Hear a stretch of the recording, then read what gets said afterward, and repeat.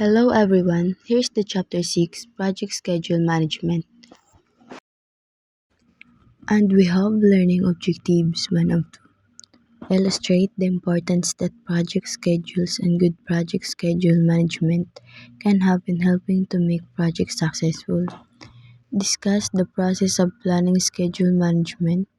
Define activities as the basis for developing project schedules.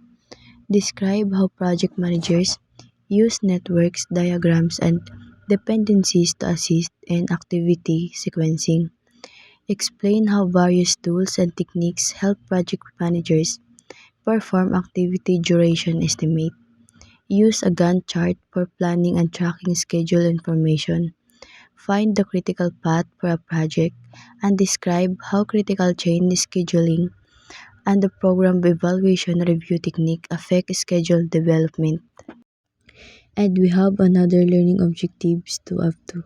Compare how schedule management is addressed using agile versus more productive project approach. Discuss how reality checks and discipline are involved in controlling and managing changes to the project schedule.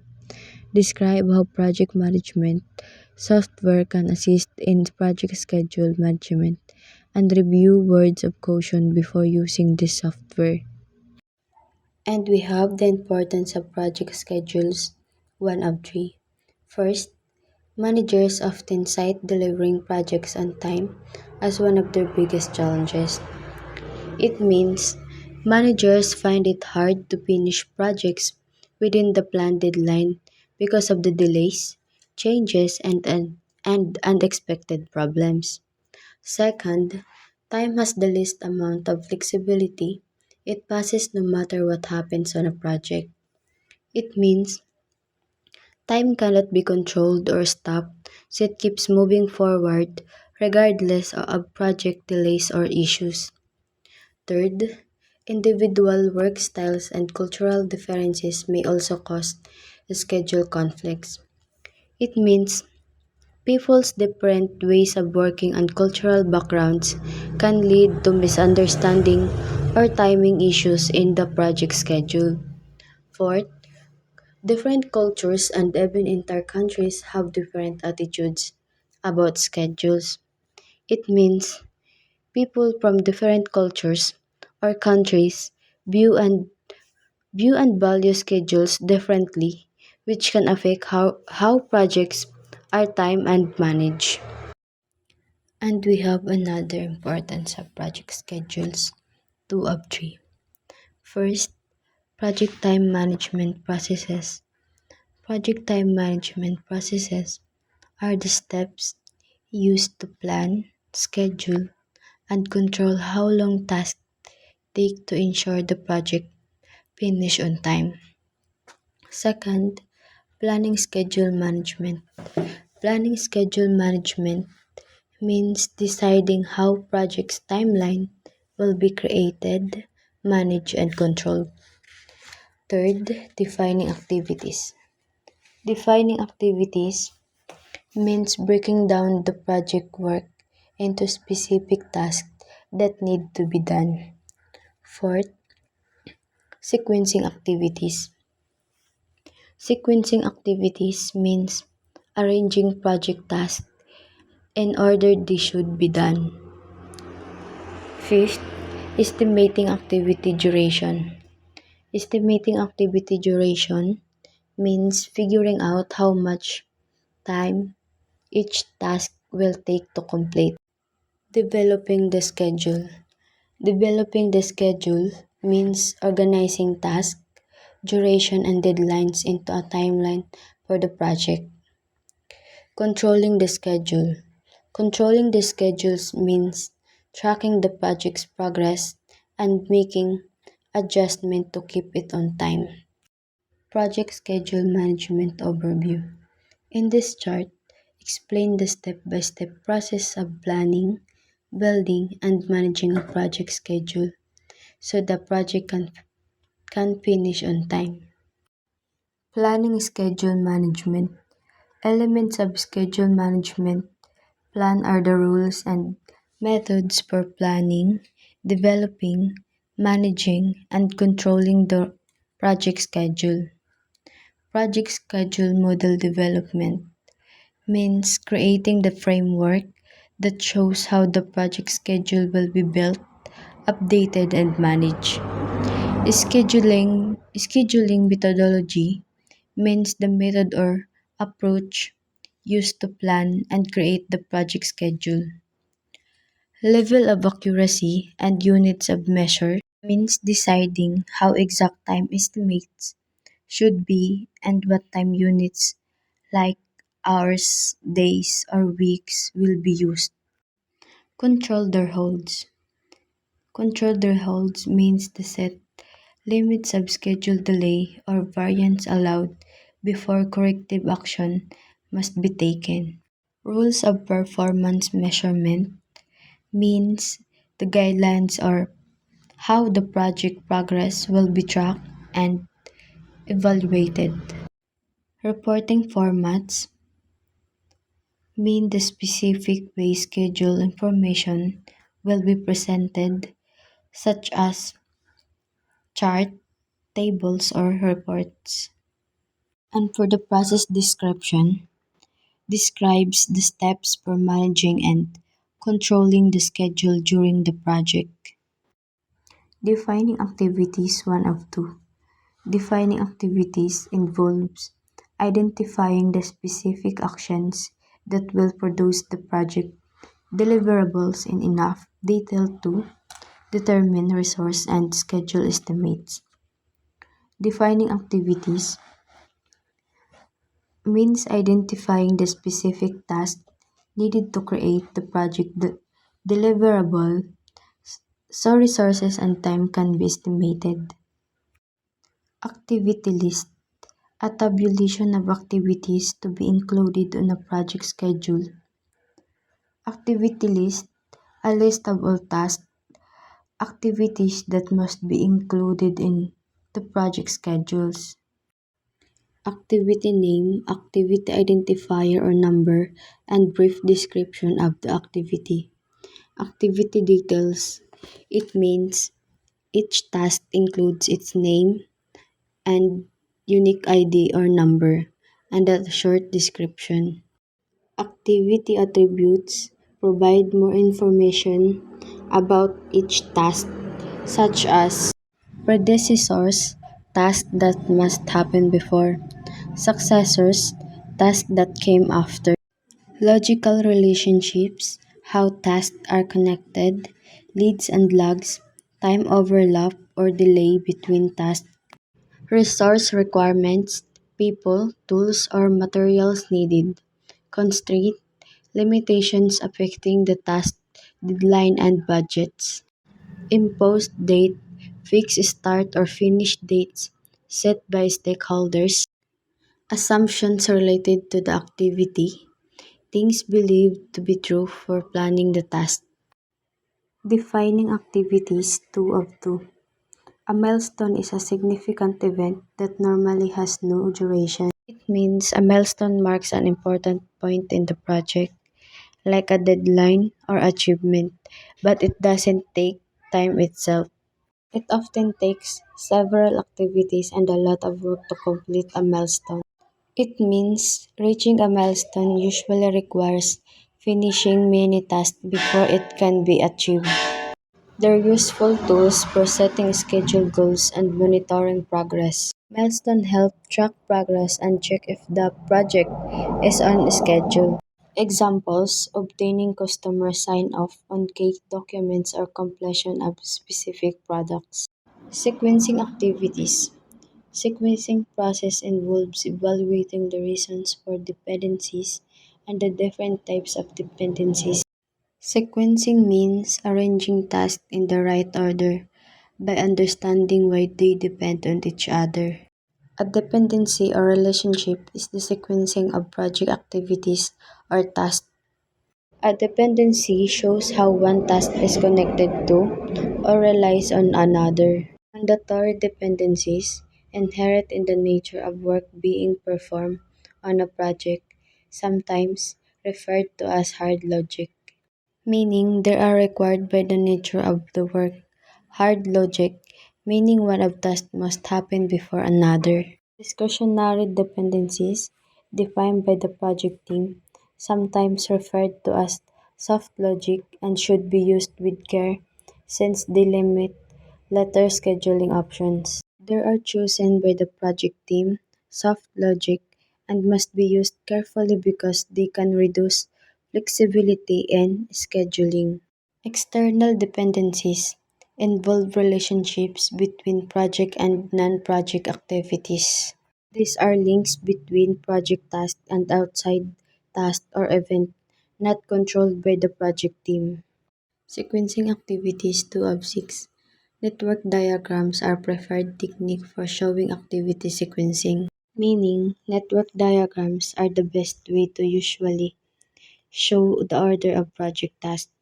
Schematic display of logical relationships among or sequencing of project activities, meaning they provide a chart that illustrates how tasks are connected and must follow each other. Two main formats are the arrow and precedence diagramming methods. The two common types of network diagrams are the arrow diagramming method and the precedence diagramming method. Sequencing activities 3 of 6.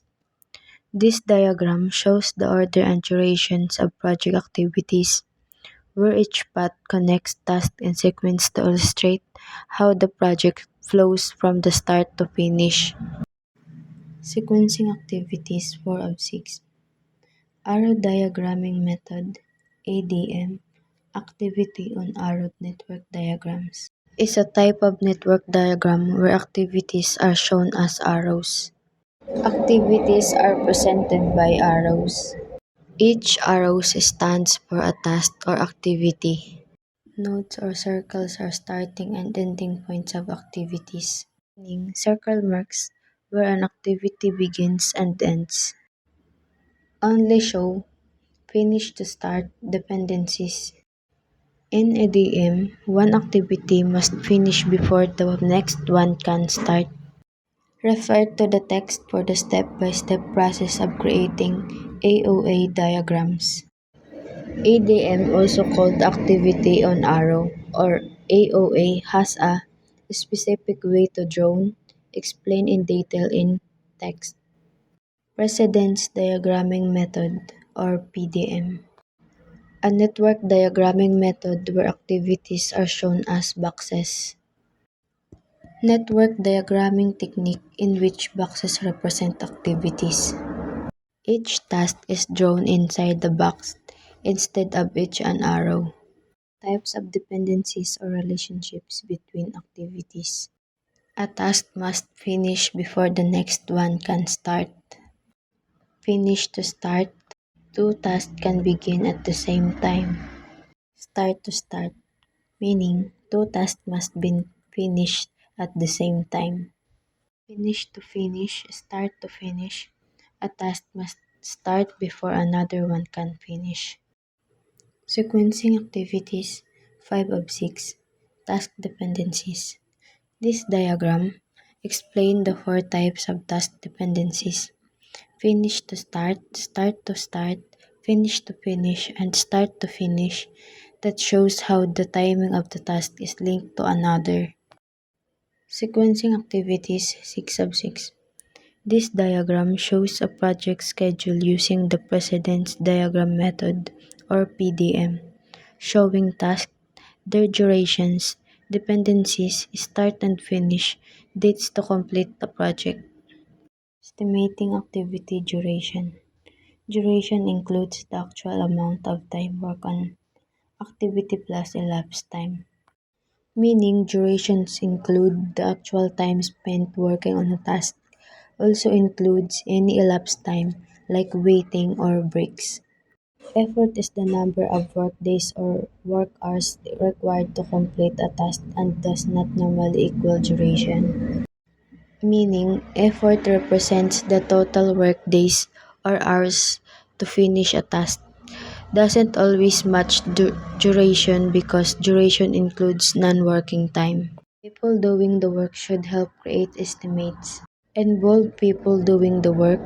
Those performing the task should help in creating estimates.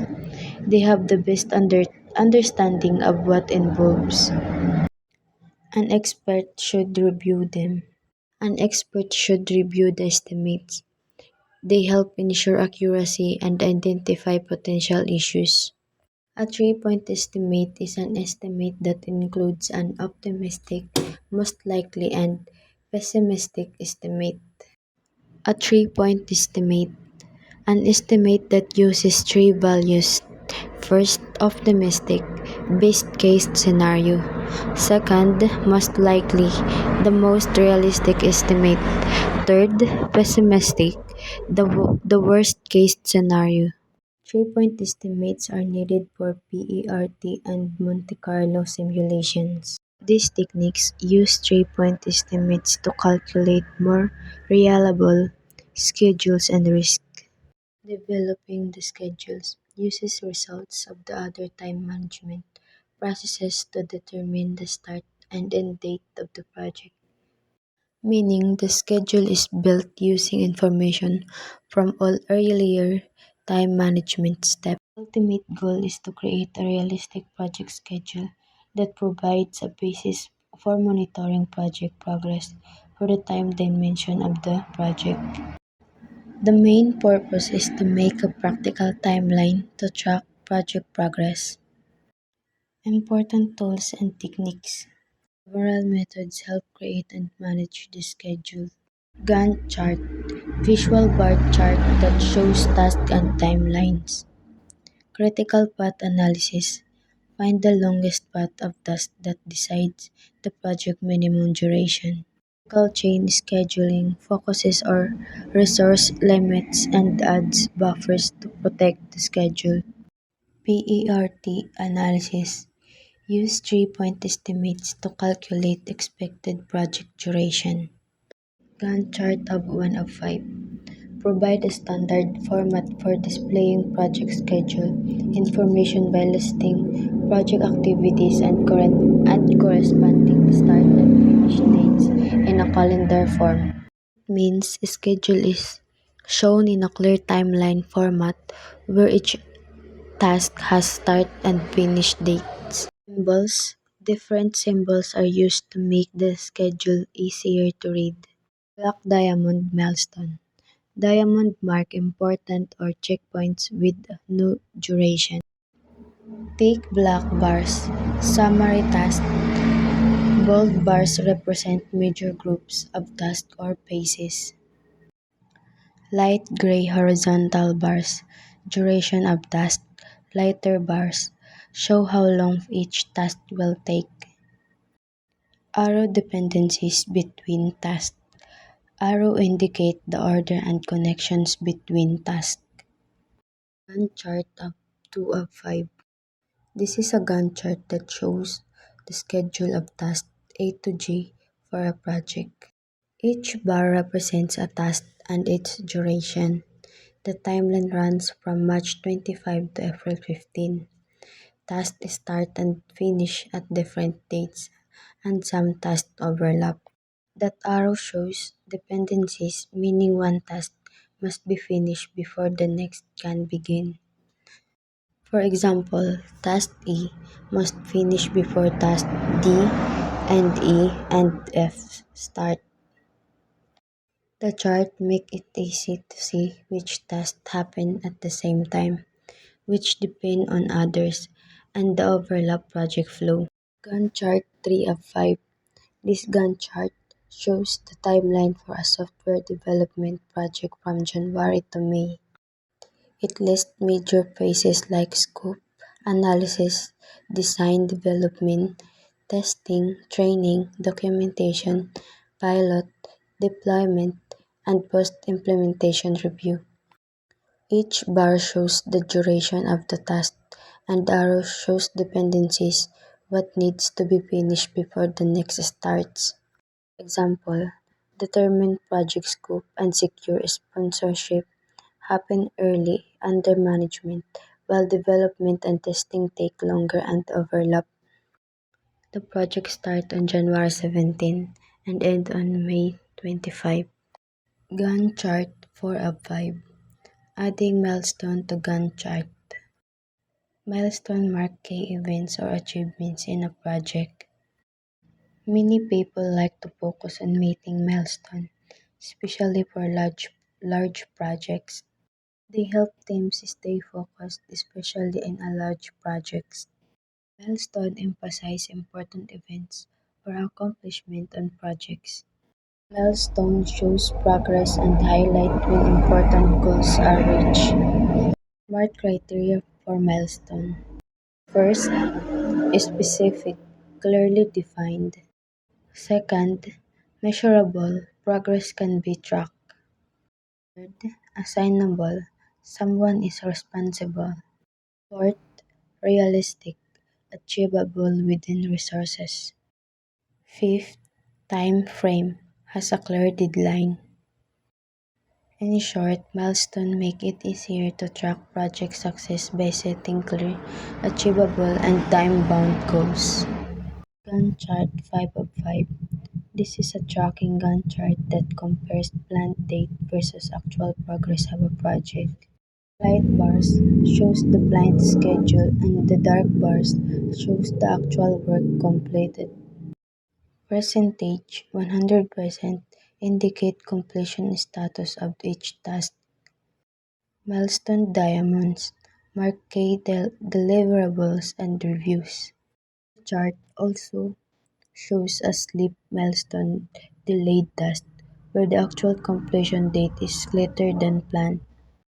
This chart helps track if the project is on schedule, complete, or delayed, making it easy to see progress and identify missed deadlines.